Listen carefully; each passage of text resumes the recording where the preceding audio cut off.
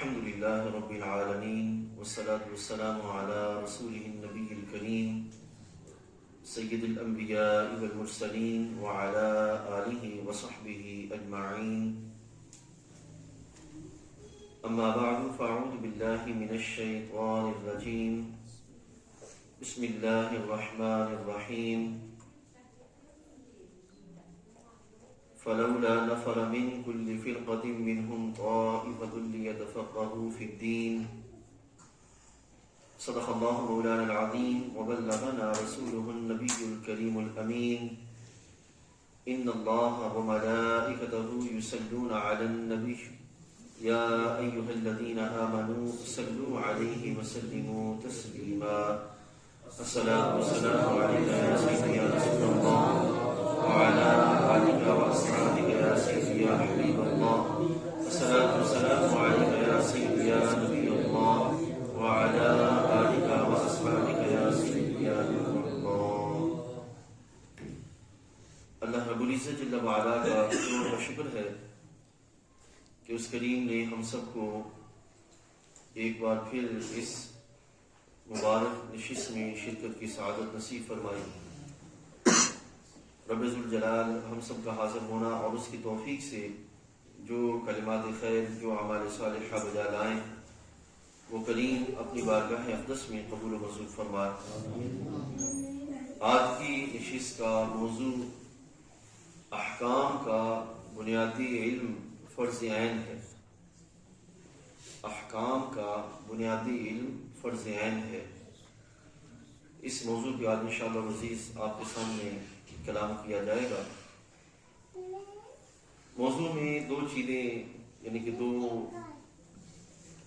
الفاظ سمجھنے والے ہیں جو احباب نئے تشریف لائے ان کے لیے، اور بنیادی تمہیدی پہلو جو ہیں وہ آپ کے سامنے رکھے جائیں گے کہ احکام یہ کیا ہے، اور ساتھ ہی فرض عین یہ کسے کہتے ہیں. احکام جو ہے یہ حکم کی جمع ہے، اور حکم سے مراد وہ خطاب ہے جو اللہ تعالیٰ جل وعلا نے اپنے بندوں کو فرمایا اور بندوں کو اس کا پابند کیا. یہ حکم ہے اللہ تعالیٰ کا خطاب بندوں کے لیے جو اللہ تعالیٰ نے بندوں کو فرمایا اور بندوں کو ان کا پابند کیا. اس کو کہتے ہیں حکم. اور فرض عین، فرض دو طرح کے ہوتے ہیں، ایک ہے فرض عین، ایک ہے فرض کفایہ.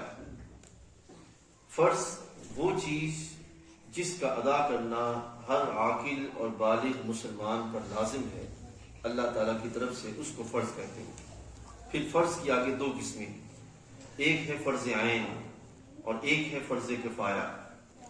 فرض عین وہ فرض ہوتا ہے جو ہر ایک پر ادا کرنا لازم ہوتا ہے، جیسے کہ نماز ہے، ٹھیک ہے، جیسے کہ روزہ ہے، ٹھیک ہے، اس کو فرض عین کہتے ہیں کہ ہر عاقل بالغ مسلمان پر یہ فرض ہے. اور دوسرا ہے فرض کفایہ. فرض کفایہ بھی ہر عاقل مسلمان بالغ مرد و عورت پر جو ہے وہ لازم ہوتا ہے، لیکن اگر بعض افراد ادا کر لیں تو سب کی طرف سے وہ کافی ہو جاتا ہے. جیسا کہ نماز جنازہ. اب نماز جنازہ اگر محلے کے چند افراد شریک ہو جائیں تو سب کی طرف سے وہ کافی ہو جاتا ہے، لیکن جو فرض عین ہے جیسے کہ نماز ہے یہ ہر عاقل بالغ مسلمان مرد و عورت پر ہر حال میں فرض ہے. وہ مقیم ہو یا مسافر ہو، وہ حالت صحت میں ہو یا حالت بیماری میں ہو، ہر حال میں اس پر جو ہے وہ فرض ہے، وہ اس نے ادا کرنی ہے. تو یہ دو پہلو ہیں. احکام کا بنیادی علم کیا ہے؟ فرض ہے. اب یہاں پر جو حکم، جو خطاب اللہ تعالیٰ نے جل وعلا نے بندوں پہ فرمایا، اس کے لحاظ سے جو پچھلے دو گفتگو کے حصے ہیں اگر وہ آپ اپنے ذہن میں لائیں تو آپ کے لیے سمجھنا آسان ہو جائے گا. اب وہ کون سے، میں اس کو تمہیداً سمجھانے کی خاطر اختصار کے ساتھ آپ کے سامنے رکھتا ہوں. احباب دیکھیے، بندہ اس کائنات کے اندر انسان اللہ تعالیٰ کی جملہ مخلوقات میں سے بہترین اور اشرف مخلوق ہے. اللہ تعالیٰ جل وعلا نے اس انسان کو اپنی بارگاہ سے کائنات میں زندگی گزارنے کے لیے کوئی شمار نعمتیں عطا فرمائی ہیں. اس میں سے جو سب سے بڑی نعمت ہے جو انسان کو شرف انسانیت پر بحال رکھنے کے لیے لازم ہے وہ ہے انسان کی عقل. اور اسی کی بنیاد پر پھر آگے غور و فکر ہے، حواس ہیں، سارے پہلو موجود ہیں. اب انسان کے بے شمار معاملات ہیں کہ انسان نے پہننے کے لیے کپڑے کی ضرورت ہے، انسان کو کھانا کھانے کے لیے خوراک کی ضرورت ہے، اسی طرح افزائش نسل کے لیے انسان کو نکاح کی ضرورت ہے، اس طرح جملہ معاملات کے اعتبار سے مکمل ایک نظام کی ضرورت ہے. اب اگر انسان اپنے ان سارے پہلوؤں کو ہر ایک انسان اپنی عقل کی بنیاد پر ایک نظام بنا کے چلے تو افراتفری کا پہلو ہوگا. کوئی ایک مکمل ایک ایسا نظام جو جملہ انسانوں کو ایک جو لڑی میں پرو دے تو وہ محض ایک انسان کے بس کی بات نہیں ہے کہ وہ یہ کام کر سکے. پھر یہ کہ اگر کوئی ایسا نظام بنائے کہ جس نظام کی بنیاد پر وہ سارے انسانوں کو ایک نظام میں لے آئے تو یہ بھی اس کے بس کی بات نہیں ہے. اگر بالفرض وہ نظام بنا بھی لے، مثال کے طور پر وہ علاقائی جو لیول ہے اس سے اٹھ کر وہ بین الاقوامی سطح پہ چلا جاتا ہے اور مکمل غور و خوض کے بعد وہ کسی نظام کے بنانے کی قابل ہو جاتا ہے تو وہ نظام آخر کب تک چلے گا؟ 1 سال تک، 2 سال تک، 100 سال تک، 200 سال تک. پھر بہرحال اس کو اس نظام کے اندر ترمیم کرنی پڑ جائے گی، کیونکہ ہر دور کی ضروریات الگ الگ ہیں، ہر دور کی جو بنیادی حاجات ہیں وہ الگ الگ ہیں. تو کوئی ایسا نظام چاہیے کہ جو ہر دور کے لیے، ہر علاقے کے لیے ضروری ہو اور کافی ہو. تو وہ نظام انسان کے بس کی بات نہیں ہے. وہ نظام جس ذات کی طرف سے بندے کو عطا کردہ ہے اس کو اللہ تعالیٰ کہتے ہیں، اور وہ نظام دین اسلام ہے جو انسان کو جملہ معاملات کے اعتبار سے ایک ٹریک پر لاتا ہے اور اللہ تعالیٰ کی بندگی کے رستے پر اسے چلاتا ہے. پھر آپ یہ بھی دیکھیے کہ انسان اگر محض اپنی عقل کی بنیاد پر اللہ تعالیٰ جل وعلا اور اس کائنات کی حقیقت اور ما بعد کائنات کے لحاظ سے معاملات اگر جاننا چاہے تو یہ اس کی بس کی بات نہیں ہے. یعنی کہ وہ ایک حد تک بڑھ سکتا ہے لیکن ایک حد سے آگے نہیں جا سکتا. تو اللہ تعالیٰ کے بارے میں عقائد، دنیا کے بارے میں عقائد، حشر و نشر کے بارے میں عقائد اور اس کی حقائق، یہ اس کو اپنی عقل کے ذریعے وہ حقیقت تک نہیں پہنچ سکتا. اور یہ کس نے اس کو حقیقت تک رسائی عطا فرمائی؟ خود اللہ تعالیٰ نے قرآن مجید کے اندر. لہذا یہ سارے پہلوؤں کے اعتبار سے ایک مکمل نظام اللہ تعالیٰ جل وعلا نے عطا فرمایا. اور وہ یہ نظام ایسا نہیں ہے کہ محض عطا کر کے بندے کو چوائس دے دی ہو کہ اب تم میں سے جو چاہے نظام کو اپنا لے اور جو چاہے نظام کو چھوڑ دے. ایسا ہرگز نہیں ہے، بلکہ خالق کائنات جل وعلا نے جو نظام بندوں کو عطا فرمایا ہے اس نظام کو عطا کرنے کے بعد بندوں کو اس کا پابند بنایا ہے. جہاں یہ بھی بات میں آپ کے سامنے واضح کر دوں، ایسا بھی ہرگز نہیں ہے کہ اللہ تعالیٰ نے نظام عطا کرنے کے بعد ہمارے سروں پہ پہاڑ لا کے کھڑا کر دیا ہو کہ تم نے اس کو ہر حال میں جو ہے وہ پکڑنا ہے، قبول کرنا ہے. نہیں، نظام عطا کرنے کے بعد یہ چوائس دی ہے کہ تم اپنی عقل کے ذریعے چاہو تو قبول کرو اور چاہو تو اپنے رستے پر چلو. ٹھیک ہے. اب جس نے اپنے عقل کے ذریعے آگے بڑھ کر اس کو قبول کرنے کا اہتمام کیا، پھر اس کے لیے یہ لازم ہے کہ جو نظام قبول کر لے وہ اس نظام کا پابند ہو جائے، وہ اس نظام پہ قائم ہو جائے اور اس نظام پر مضبوطی کے ساتھ آگے بڑھنے کا اہتمام کرے. یعنی کہ یہ ہرگز نہیں کہ ایک بندہ کافر ہے یعنی کہ اس نظام کو قبول ہی نہیں کرتا تو وہ بھی اپنی طبیعت کے مطابق چلے جیسے وہ چلنا چاہتا ہے، اور ایک وہ بندہ جو نظام کو قبول کر چکا اس کے باوجود وہ نظام سے بغاوت کرے اور نظام سے ہٹ کے چلے تو یہ اللہ تعالیٰ فرماتے ہیں کہ قابل قبول جو ہے وہ نہیں ہے. تو یہ رب تعالیٰ فرماتے ہیں لا اکراہ فی الدین، جو قرآن مجید میں موجود ہے نا کہ کسی پر جبر نہیں کیا جائے گا کہ وہ دین قبول کرے، لیکن جو دین قبول کر لے اب اس پر لازم ہے کہ وہ دین کے عطا کردہ مکمل نظام پر استقامت کے ساتھ آگے بڑھنے کا اہتمام کرے جس نظام کو رب تعالیٰ نے اسے عطا کر کے اس کا پابند بنایا ہے. ٹھیک ہے. اب یہ جو نظام رب تعالیٰ جل وعلا نے، یہ جو احکام لفظ ہم نے بولا، پچھلی نشست میں ہم نے یہ بیان کیا تھا کہ احکام تکلیفیہ یعنی کہ وہ احکام جن کا بندہ پابند ہے ان کو کہتے ہیں احکام تکلیفیہ. اور احکام تکلیفیہ کا تعلق بندے کے اعمال کے ساتھ ہے، ٹھیک ہے نا، اس اعمال کے لحاظ سے بندہ پابند ہے۔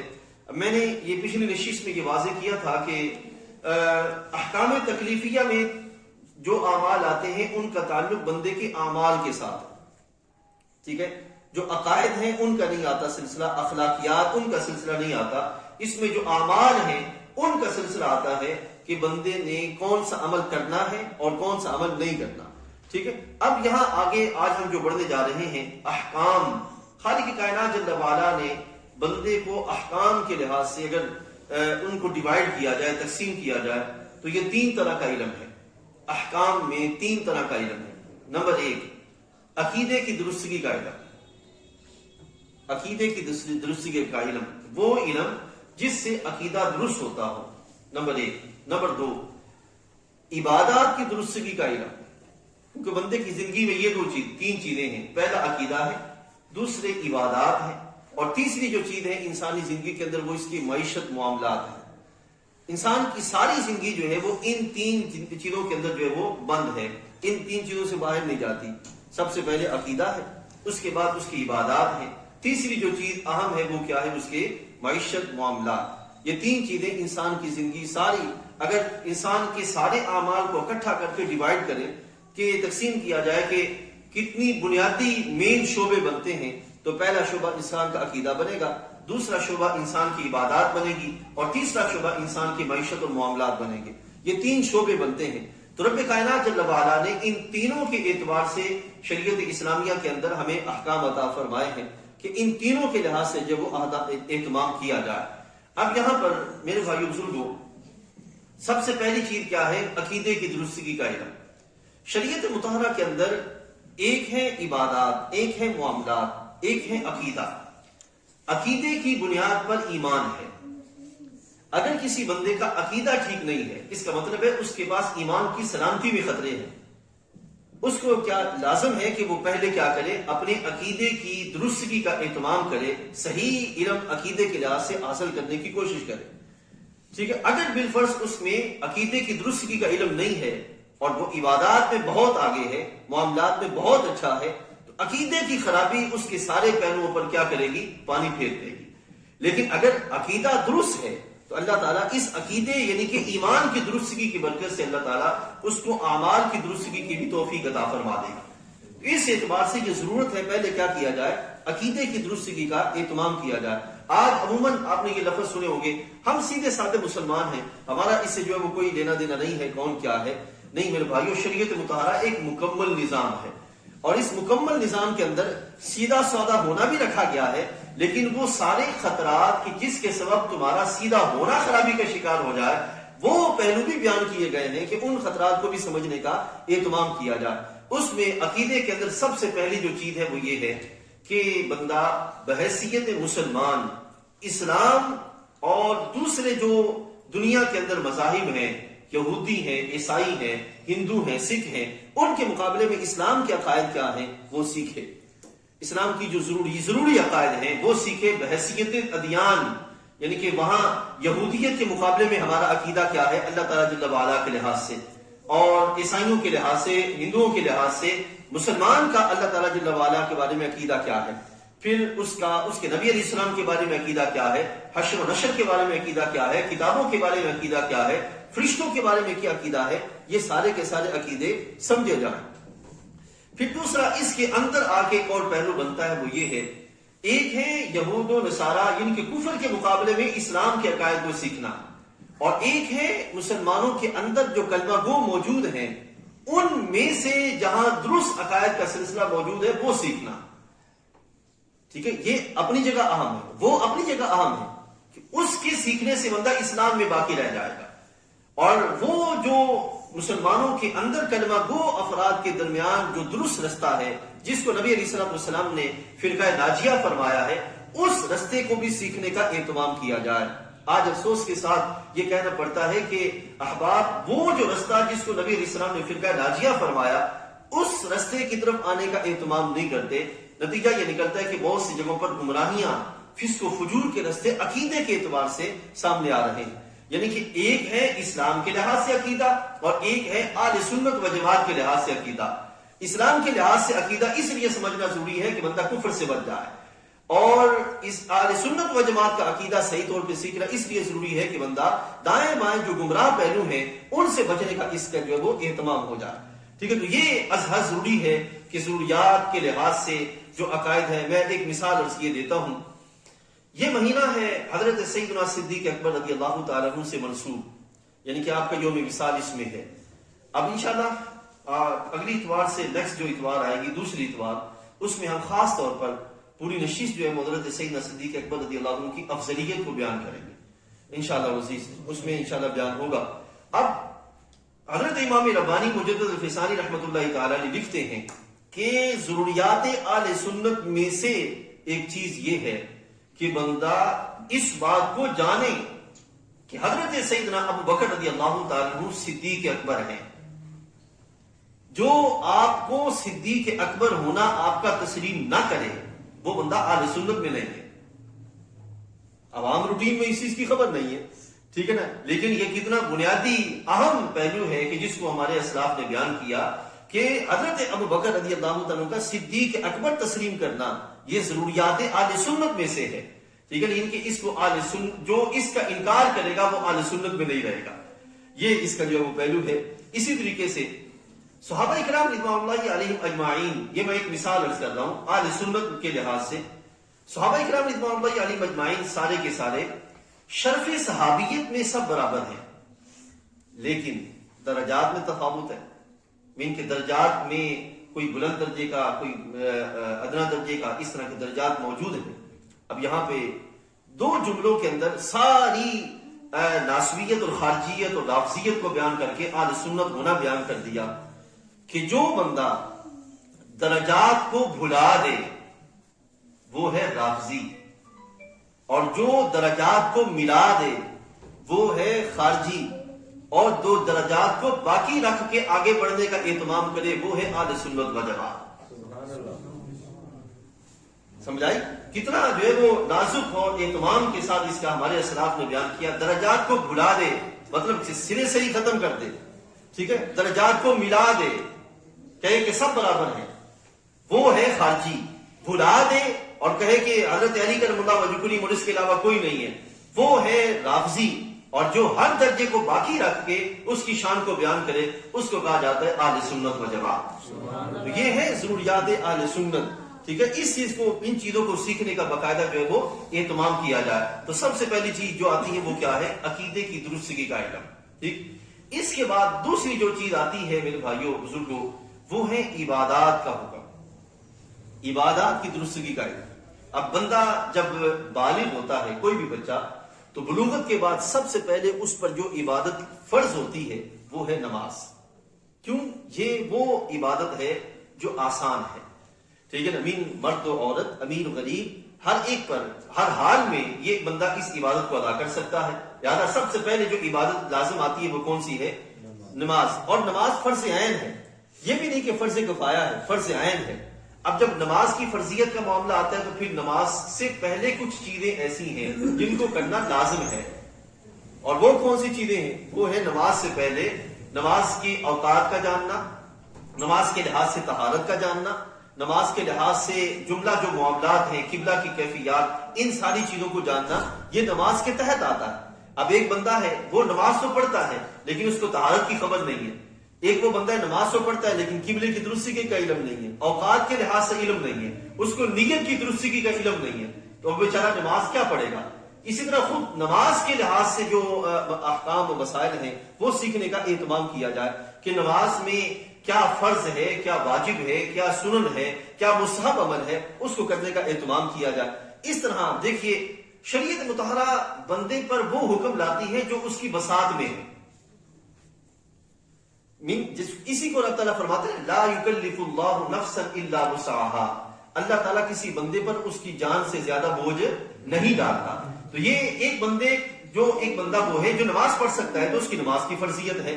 ایک بندہ جو زکوٰۃ ادا نہیں کر سکتا، اب حکم زکوٰۃ اور ہے لیکن کسی پر زکوٰۃ کا حکم لگ جانا وہ اور ہے. وہ کب لگے گا؟ جب بندہ اس صلاحیت کا حامل ہو جائے، اس کے پاس اتنا مال آ جائے کہ وہ مال زکوٰۃ کی ادائیگی کے لیے پورا اترتا ہو، تو اب اس پر جو ہے وہ زکوٰۃ کا حکم لگے گا۔ اب جب اس پہ زکوٰۃ کا حکم لگے تو اب اس کے لیے کیا لازم ہے کہ وہ زکوٰۃ کے احکام سیکھے۔ پہلے کیا ہے؟ وہ نماز کے احکام سیکھے، پھر ہے آگے جا کے روزے کا معاملہ آتا ہے، روزے کے احکام سیکھے، پھر آگے زکوٰۃ کا معاملہ آتا ہے، زکوٰۃ کا احکام سیکھے۔ اس دور کے اندر میرے نوجوان بھائیوں بزرگوں، یہ سب سے اہم ہے کہ ان چیزوں کے سیکھنے کے ساتھ ساتھ جو شادی بیاہ کے مسائل ہیں، نکاح اور طلاق کے مسائل، یہ ہمارے بچوں کو جو شادی کی عمر کے میں آ جائیں ان کو یہ چیزیں سکھائی جائیں۔ کیونکہ کئی دفعہ ایسا ہوتا ہے کہ بہت سے احباب وہ نکاح کے دوران ایسا معاملہ کر بیٹھتے جس سے نکاح ٹوٹ جاتا ہے اور ان کو پتہ ہی نہیں ہوتا۔ اسی طرح طلاق کیسے دینی ہے یا کون سے الفاظ ایسے جس سے طلاق واقع ہو جاتی ہے، اس لحاظ سے ان کو خبر نہیں ہوتی، جس کا نتیجہ یہ نکلتا ہے کہ وہ طلاق دے بیٹھتے ہیں اور وہ بعد میں پچھتاتے ہیں کہ او ہو ہم سے کیا ہو گیا۔ تو شریعت مطالعہ کہتی ہے کہ جو ذمہ داری تم پہ آنے کو ہے اس سے پہلے تم اس کا علم حاصل کر لو، تاکہ تمہیں جو ہے وہ کامیابی کا رستہ تمہارے نصیب میں آ جائے۔ اب مسلمان ہو اور علم سے بیزار ہو اور عمل بھی وہ سارا کرنا چاہتا ہو، تو یاد رکھیے گا شریعت مطالعہ اس کو کس رستے پہ لگاتی ہے؟ علم کے رستے پہ لگاتی ہے اور پھر عمل کی راہ پہ لاتی ہے کہ علم سیکھ کر پھر عمل کی طرف آؤ گے تو پھر نتیجہ کیا نکلے گا۔ سوچئے اللہ تعالیٰ فرماتے ہیں کہ انسان کی جو زندگی ہے بڑی قیمتی ہے، اور زندگی ایک دفعہ ملنی ہے، بار بار نہیں ملنی، اور یہ جو ایک دفعہ زندگی ملی ہے، اس ایک دفعہ ملی ہوئی زندگی میں ہی اعمال کا ایسا گلدستہ تیار کر لیا جائے کہ وہ اللہ کریم کی بارگاہ میں اس کی رضا حاصل کرنے کے بندہ قابل ہو جائے۔ تو یہ ہے کہ بندہ جو وہ کیا کرے کہ پہلے جن جن چیزوں کی طرف لحاظ سے آنا ہے ان کا کیا کرے؟ علم حاصل کرے۔ یعنی کہ بندہ عبادات میں پہلے نماز ہے، نماز کے معاملات سیکھے، طہارت کے مسائل، غسل کے مسائل، وضو کے مسائل اور پانی اور پاکیوں کے مسائل جتنے بھی وہ سیکھے جائیں، پھر روزے کے مسائل، پھر جو زکوٰۃ کے مسائل، پھر نکاح اور طلاق کے مسائل، یہ ساری چیزیں بندہ سیکھنے کا اہتمام کرے۔ اس کے بعد اگلا جو سلسلہ آتا ہے میرے بھائی بزرگوں، وہ ہے معیشت کا علم، معیشت اور معاملات کا علم۔ ٹھیک ہے نا؟ بندے نے اس زندگی میں رہ کر کاروبار تو کرنا ہے، کچھ معاملات تو چلانے ہیں۔ اب وہ معاملات کیسے چلانے ہیں؟ دنیا میں اس کے دو طریقے ہیں۔ ایک آپ دیکھتے ہیں کہ مختلف فنون، ہنر ہیں، ٹھیک ہے نا، بندہ وہ ہنر سیکھے، ٹھیک ہے۔ ایک یہ ہے دنیوی اعتبار سے بندہ ہنر سیکھنے کا اہتمام کرے، شریعت نے منع نہیں کیا کہ بندہ ہنر نہ سیکھے۔ ہمارے حبیب کریم علیہ الصلوۃ والسلام نے خود تجارت کا رستہ اختیار فرمایا اور تجارت کا رستہ اختیار کر کے معاملات زندگی کے اندر باقاعدہ طور پر انسان کو حصہ دار بننے کا طریقہ دکھایا کہ بندہ آگے بڑھے اور معاملات کے اندر حصہ لے۔ لیکن اس کے ساتھ ساتھ جو بندے کو اہم قرار دیا وہ یہ ہے کہ بندہ جو کاروبار سیکھنے جا رہا ہے اس کے لحاظ سے بنیادی شرعی احکام سیکھے، ٹھیک ہے۔ جو کاروبار سیکھنے جا رہا ہے اس کے لحاظ سے کیا کرے؟ بنیادی شرعی احکام سیکھے۔ اب ہماری سوسائٹی میں اوورآل کیا ہوتا ہے؟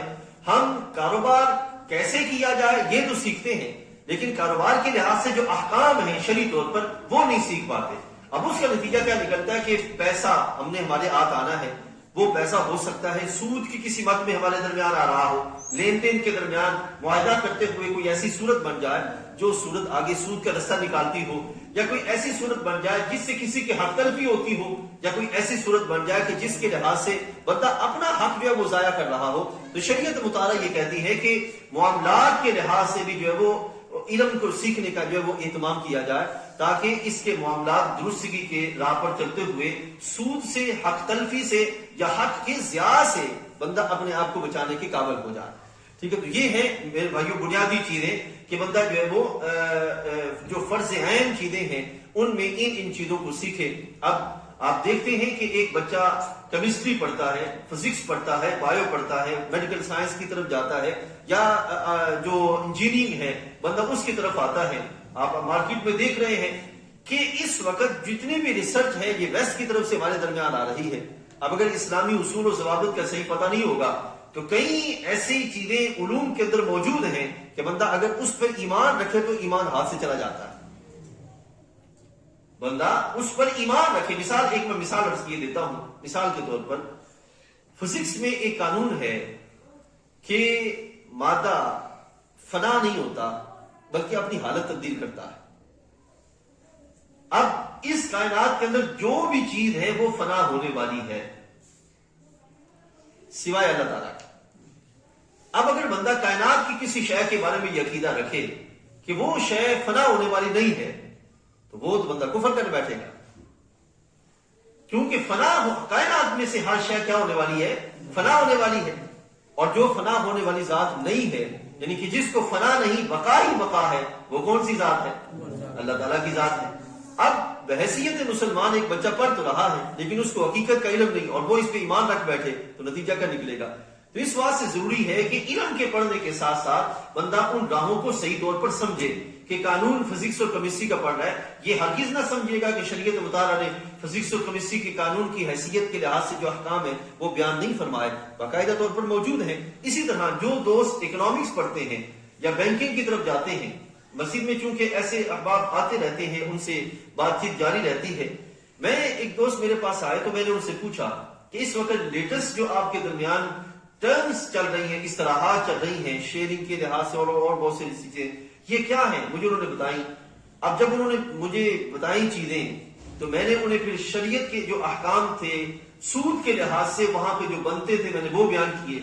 انہوں نے جب ٹیلی کیا تو کہنے لگے کہ یہ ایسی صورت اس وقت ہمارے درمیان آ چکی ہے، انگلش میں ایک مقولہ ہے کہ old wine in a new glass, کہ پرانی شراب نئے گلاس میں ہمارے درمیان رکھی جا رہی ہے۔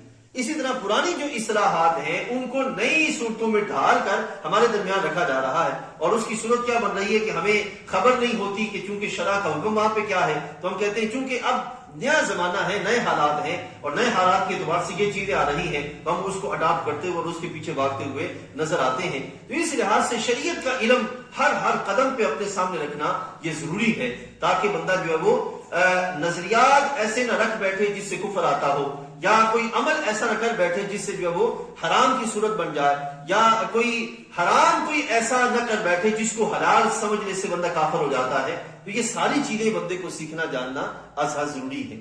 اسی طریقے سے یہاں تک تو جو کیفیت تھی وہ تھی فرض عین کی، اب ہے فرض کفایہ۔ میں اس کو مختصراً آپ کے سامنے رکھتا ہوں۔ فرض کفایہ کہتے ہیں ایسے علم کو کہ ایسے فرض کو کہ جو کرنا تو سب پر ہوتا ہے لیکن اگر چند افراد کر لیں تو ان کی طرف سے کفایت ہو جاتا ہے، کافی ہو جاتا ہے، ٹھیک ہے۔ اب اس فرض کفایہ کے لحاظ سے ایک تو نماز جنازہ عبادت کے لحاظ سے آتا ہے، اور دوسرا وہ فنون، وہ مہارتیں، وہ صنعتیں جس کی سوسائٹی کو ضرورت ہے، سوسائٹی کو جس کی حاجت ہے، اگر بالفرض چند لوگ جا کے حاصل نہ کریں تو نتیجہ یہ نکلے گا کہ سوسائٹی جو ہے وہ تباہی کا شکار ہو جائے گی، اور یا امت مسلمہ جو ہے اس کے ہاتھوں ذلت کا جو ہے اسے سامنا کرنا پڑے گا۔ جیسے مثال کے طور پر پاکستان کے اندر جو ایٹم بم ہے، ایٹم بم، اس کی اگر میں مثال دوں، اس کے لیے چند افراد درمیان میں آئے۔ ڈاکٹر عبد القدیر خان نے مرحوم نے ایک پوری ٹیم بنائی، اور ٹیم میں 100 لوگ، 200 لوگ یا 500 لوگ شامل ہوں گے۔ ان 500 لوگوں نے جو پورے اہتمام کے ساتھ ایک کام کیا تو وہ اس کام پوری جو قوم ہے اس کے لیے کافی ہو گیا۔ تو وہ مہارت جو ہے وہ فرض کفایہ ٹھہری پوری قوم کے لیے۔ اب ہر فرد تو جا کر وہ مہارت حاصل نہیں کر سکتا، لیکن چند لوگ آگے بڑھے اور انہوں نے آگے بڑھ کے وہ مہارت حاصل کی، اور اس مہارت کے ذریعے پوری قوم جو ہے وہ محفوظ ہو گئی۔ تو یہ ہے فرض کفایہ کی کیفیت۔ اسی طرح آپ صنعت کو ہی لے لیں، کوئی مارکیٹ میں دوسری جتنی بھی چیزیں ہیں جو کہ پوری قوم کو ضرورت ہے، اگر چند لوگ بھی جو ہے اس کو حاصل نہ کریں تو پوری قوم جو ہے وہ اس کے لحاظ سے معاشی تنگی کا یا معاشرت کی تنگی کا جو ہے وہ سامنا کرنا پڑ جائے گا۔ تو چند لوگوں کو جا کر اس کا حاصل کرنا ازحد ضروری ہے۔ اس واسطے میرے بھائیو شریعت مطہرہ یہ کہتی ہے کہ جہاں شریعت مطہرہ کا علم سیکھنے کے لیے چند ایک لوگوں کو آنا ضروری ہے، وہاں پہ جو جدید علوم ہیں، جدید مہارتیں ہیں، جدید جو اس وقت ذمہ داریاں ہیں، ان کو نبھانے کے لیے لوگ باہر نکلیں، جائیں، علوم حاصل کریں، اور وہاں سے واپس آ کر باقاعدہ ایک ایسا نظام بنایا جائے کہ جس کے ذریعے شریعت مطہرہ کا پورا نظام بندوں کو مستفیض کرتا ہوا نظر آئے، ٹھیک ہے۔ تو یہ ہے فرض کفایہ کی کیفیت۔ تو فرض عین اور فرض کفایہ، یہ آپ نے جو فرق جان لیا کہ فرض عین وہ چیزیں ہیں کہ جو کہ ہر حال میں کرنا ضروری ہیں، یعنی کہ کاروبار میں بھی، عبادات میں بھی، عقائد میں بھی وہ فرض عین میں آتی ہیں۔ اور فرض کفایہ یہ کہ صنعت ہے، مہارت ہے، کوئی ایسی کیفیت ہے جس کا کوئی اگر ایک بندہ حاصل کر لے تو سب کے لیے ضروری ہو جاتا ہے، اس کو فرض کفایہ کہتے ہیں۔ اب یہاں یہ بھی ساتھ ہی ضمناً سنتے چلے جائیں، ایک ہے فرض عین، ایک ہے فرض کفایہ، ایک ساتھ صورت یہ بھی ہے. آپ نے مارکیٹ میں سنا ہوگا عطائی ڈاکٹر، عطائی ڈاکٹر یہ لفظ آپ نے سنا ہوگا، مین کہ وہ MBBS ڈاکٹر نہیں ہے، وہ باقاعدہ طور پر ان کو کسی مستند ادارے سے سند حاصل نہیں ہے، اور وہ ڈسپینسر کہیں ہوئے یا کوئی انہوں نے شارٹ کورس کیا اور اس کے بعد آ کر وہ لوگوں کی نبض پکڑنے بیٹھ گئے اور انجیکشن اور جانے کیا کیا سلسلہ شروع کر دیا. شریعت مطہرہ نے یہاں بھی حکم جاری کیا. ہمارے نبی علیہ الصلوۃ والسلام نے ارشاد فرمایا کہ اگر ایک بندہ طبیب نہیں ہے اور وہ بیٹھ جاتا ہے دوائی دینے کے لیے، اور اگر اس کے ہاتھوں کوئی بندہ قتل ہو جائے، مر جائے، تو اس پر لازم ہے طبیب پر کہ وہ اس کا تاوان ادا کرے. ہمارے نبی علیہ السلام نے فرمایا کہ لازم ہے کہ وہ کیا کرے، اس کا تاوان ادا کرے. تو یہ شریعت مطہرہ کا رستہ دیکھیے کہ جہاں انسان کے لیے لازم امور بیان کیے، وہیں پر وہ رستے کے جس کے ذریعے انسانی جانوں کا ضیاع ہوتا ہے ان کے لحاظ سے بھی اہتمام کیا کہ وہاں پر بھی جو ہے وہ کوئی ایسی کیفیت نہ رکھی جائے جس سے آگے نقصان کا کوئی خدشہ، انسانی جان کے ضیاع کا کوئی پہلو، یا کوئی ایسی کیفیت کہ جس سے جو ذلت کا سامنا کرنا پڑ جائے. آپ اسی پہ آپ قیاس کر لیں. مثال کے طور پر ایک بندہ عالم دین نہیں ہے اور وہ بندہ مصلی پر بیٹھ جائے اور لوگوں کو غلط مسئلے بیان کرتا پھرے. ایک عالم نہیں ہے وہ منبر پہ بیٹھ جائے. ایک بندہ سیاست کو نہیں سمجھتا اور وہ سیاست میں آ جائے. یا ایک بندہ کوئی بھی کاروباری صورت نہیں جانتا، اس کو اس کے ہاتھ میں تھما دیا جائے تو نتیجہ کیا نکلے گا؟ سارا سسٹم تباہ ہو جائے گا. تو شریعت مطالعہ یہ کہتی ہے کہ جو بھی بندے پر ذمہ داری آنی ہے وہ ذمہ داری کے پکڑنے سے پہلے ذمہ داری کے ادا کرنے کے طریقے سیکھے، ادا کرنے کے طریقے جانے. پھر کیا ہوگا کہ معاشرہ درست طریقے سے اپنے نظام کی طرف بڑھے گا اور معاشرہ پھلے پھولے گا بھی، اور اپنے معاملات کی درستگی کے سارے پہلو آسانی سے ادا ہوتے چلے جائیں گے.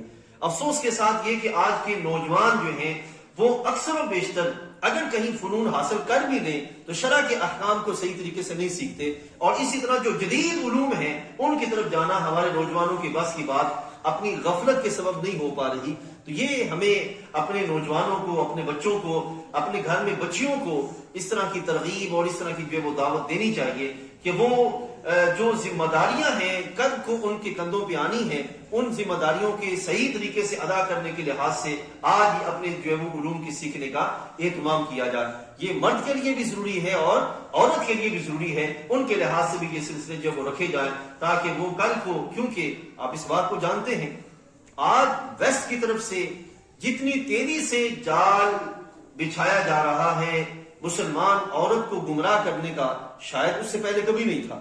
ٹھیک ہے، کپڑوں کے لحاظ سے اور دوسرے معاملات کے اعتبار سے ہمارا یہ اس میں جو یہ میڈیا ہے جو اس میں جو کردار ادا کر رہا ہے، اس میں ہماری جو عورت ہے، بیٹی ہے، ہماری جو گھر میں جو خواتین ہیں، ان کو مضبوط فکر کا مالک ہونا یہ ازحد ضروری ہے تاکہ اس طرح کے جو جال ہیں جس سے آپ دیکھتے ہیں گلی محلے کے اندر اخلاقیات کے لحاظ سے ایک ماں جا رہی ہے سر سے لے کر پاؤں تک نقاب میں، لیکن ایک بیٹی جا رہی ہے جس نے اسکرٹ پہنی ہوئی ہے، اور اس طرح کے شدید حالات ہیں.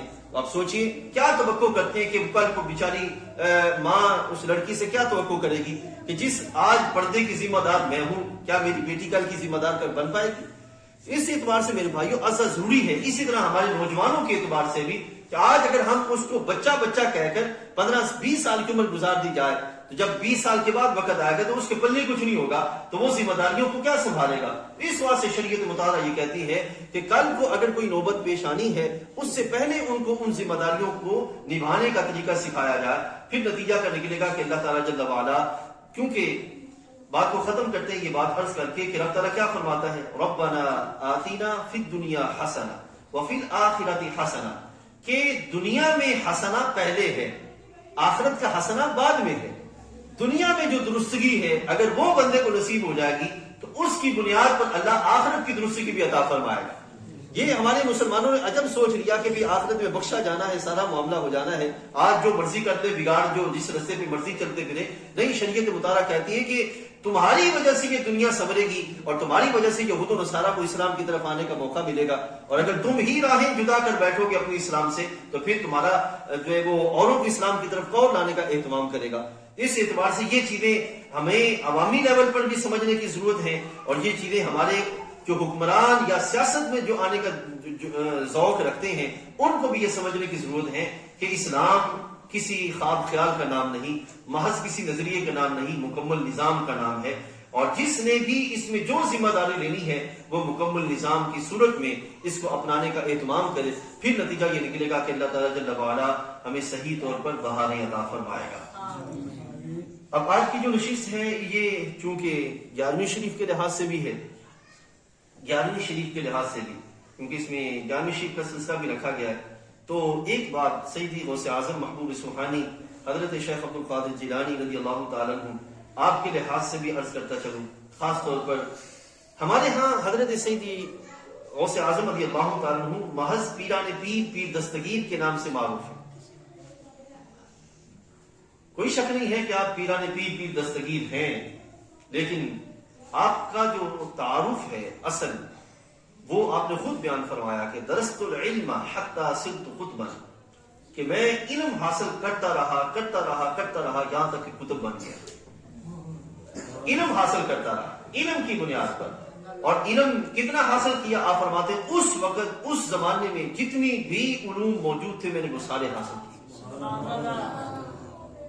یہ ہے وہ کمال، یہ ہے وہ مہارت جس کے سبب حضرت سیدی شیخ عبد القادر جیلانی غوث اعظم، ایک تو شان اللہ کی طرف سے عطا ہونا تھی، دوسرا آپ نے رستہ دکھایا کہ علم کا رستہ ہی کمال کا رستہ ہے، علم کا رستہ ہی بقا کا رستہ ہے، اور وہ علم آپ نے باقی سارے علوم جو آپ کو پتا تھے باقاعدہ طور پر یہ موجود ہے۔ ایک دفعہ ایک شیخ تھے، ان کو علم کلام، علم مناظرہ میں بڑی رغبت تھی، علم مناظرہ اس میں بڑی رغبت تھی۔ آپ نے ان کو قریب بلا کر ان کی طبیعت جو ہے وہ ڈائلاگ کے ذریعے ایسی صاف کی کہ انہوں نے علم کلام چھوڑا اور علم شریعت کی طرف چل پڑے۔ حضرت شیخ شہاب الدین سہروردی رحمۃ اللہ تعالیٰ علیہ، ان کو غالباً علم فلسفہ میں بڑی رغبت تھی، فلسفہ اس میں بڑی رغبت تھی، بڑا شوق تھا ان کو۔ ان کے چچا حضرت شیخ شہاب الدین سہروردی کے چچا شیخ عمر رحمۃ اللہ تعالیٰ علیہ آپ کو لے کر حضرت سیدی شیخ عبد القادر جیلانی دلوں کی بارگاہ میں حاضر ہوئے، تو آپ نے پوچھا کہ بتاؤ بیٹا کیا کیا آتا ہے؟ فلسفہ میں یہ بھی آتا ہے، یہ بھی آتا ہے، یہ بھی آتا ہے، یہ بھی آتا ہے۔ تو جناب سیدی غوث اعظم رضی اللہ عنہ نے اپنا مبارک دست اقدس ان کے سینے پہ مارا اور فرمایا کہ آج کے بعد تم نے صرف یہ پڑھنا، اور وہ کیا؟ قرآن مجید، فرقان حمید کا علم۔ ٹھیک ہے، اس کے بعد حضرت شیخ شہاب الدین سہروردی یہ قرآن مجید کے علم کی طرف متوجہ ہو گئے اور علم دین کا جو حصول ہے اس کے لیے کوشاں ہو گئے۔ تو یہ میرے بھائیوں، آپ حضرت شیخ عبد القادر جیلانی صبح فجر سے لے کر عصر کی نماز تک 17 علوم خود پڑھاتے تھے۔ افسوس یہ ہے کہ ہمارے اہل سنت و جماعت کے اندر یہ پیروں کا سلسلہ تو بڑا ہو گیا، لیکن پیروں کے ساتھ ساتھ علم کا سلسلہ محدود ہوتا گیا۔ آج ہم پر یہ لازم ہے کہ جو علم کا سلسلہ ہے یہ اپنے درمیان عام کریں، اور علم کے سلسلے کے عام ہونے کے سبب نتیجہ کیا نکلے گا؟ معاملات میں درستی کی جائے گی، عقائد، عبادات اور معاملات میں، اور اللہ تعالیٰ ہمیں پھر سے وہ جوبن عطا کرے گا جو کہ ہمارا حصہ ہے۔ ٹھیک ہے، اس امت کی معراج علم میں ہے اور کمال بھی علم میں ہے۔ اگر ہم اپنے بچوں کو، بچیوں کو علم کی طرف رکھیں گے تو پھر اللہ تعالیٰ جل وعلا ہمیں بہانے عطا فرمائے گا۔ حضرت شیخ رحمۃ اللہ تعالیٰ علیہ آپ کی بارگاہ میں ایک فرد نے دیکھا کہ آپ ایک بچے پر بہت کوشش کر رہے ہیں، ایک نوجوان پر بہت کوشش کر رہے ہیں، اور وہ نوجوان ہے کہ اس کو کچھ یاد ہی نہیں ہوتا۔ آپ بہت کوشش کر رہے ہیں لیکن اس کو کچھ یاد نہیں ہوتا۔ حضرت شیخ رحمۃ اللہ تعالیٰ علیہ سے کسی نے کہا کہ حضرت یہ غبی ہے، یعنی کہ ذہن کے لحاظ سے، تو آپ اتنی کیوں کوشش کر رہے ہیں اس پر؟ تو آپ نے فرمایا 30 دن دیکھ لینا۔ وہ 30 دن آیا تو بچہ فوت ہو گیا۔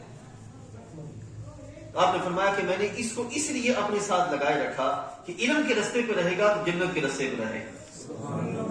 کیونکہ سرکار کے حدیث شریف نبی علیہ السلام کی بارگاہ میں ایک بندہ آیا، عرض کرنے لگا یا رسول اللہ صلی اللہ علیہ وسلم میں کیا عمل کروں کہ جنت جاؤں؟ نبی علیہ السلام نے فرمایا علم سیکھنا شروع کر دو۔ ٹھیک ہے، تو علم سیکھنے کی برکت سے اللہ تعالیٰ جل وعلا تمہیں جنت کی بہاریں عطا فرمائے گا۔ تو اسی بنیاد پر حضرت جناب شیخ عبد القادر جیلانی رضی اللہ تعالیٰ عنہ آپ نے اس بچے کو اس طرف لگائے رکھا یہاں تک کہ وہ جو ہے وہ فرد فوت ہو گیا۔ تو یہی ہمارے میرے بھائیوں بزرگوں کو کوشش ہونی چاہیے ہر مسلمان کی کہ خود بھی علم کا ذوق اور شوق اپنے اندر پیدا کرے اور اپنے بچوں کو، اپنے عزیز و اقربا کو، دوستوں کو علم کی طرف مائل کریں۔ علم ہوگا تو توہم پرستی اٹھ جائے گی، علم ہوگا تو غلط تصدیقات و اعمال اٹھ جائیں گے، علم ہوگا تو عقائد کی بربادی سے بچے رہیں گے، علم ہوگا تو معاملات کی درستگی کے پہلو باقی رہیں گے، علم ہوگا تو نسلیں محفوظ رہیں گی علم کی برکت سے۔ تو یہ مجلس بھی علم کی بہار کو عام کرنے کے لیے ہے، اور اسی طرح ہم کوشش کر رہے ہیں کہ بچیوں کے لحاظ سے بھی جو ہے وہ یہ اہتمام ہو، اور بچیاں الحمدللہ پڑھ بھی رہی ہیں، تو یعنی کہ ان کے لیے جو ترجمہ قرآن مجید کا اور اس طرح کے لحاظ سے درس نظامی کے جو پہلو ہیں وہ ہم ان کے لیے کوشش کر رہے ہیں کہ وہ چیزیں بھی جو ہے وہ عام کریں۔ ہمارا کام یہی ہے کہ شریعت مطالعہ کے جو معاملات ہیں، احکام ہیں، وہ لوگوں کے درمیان عام کریں، یہ ہماری ذمہ داری ہے، ٹھیک ہے نا؟ اور اس کے لیے ہم پوری کوشش کر رہے ہیں کہ ایسا جو ہے وہ سلسلہ کوئی نہ کوئی بنتا رہے کہ جس سے لوگوں کے درمیان علم کی شمع عام ہوتی رہے، ٹھیک ہے؟ ہمارا کام ہے دسترخوان بچھانا، اور پھر ہم سب کا مل کے بیٹھ کے کام یہ ہے کہ اس کی طرف لوٹ آنا اور اس کی طرف متوجہ ہو جانا، ٹھیک ہے؟ اسی میں کمال ہے، اور اسی میں بہار ہے، اور اسی میں ہماری دنیا اور آخرت کی نجات ہے۔ اللہ تعالیٰ جل وعلا ہم سب کا آنا بیٹھنا اپنی بات وہ قبول فرما۔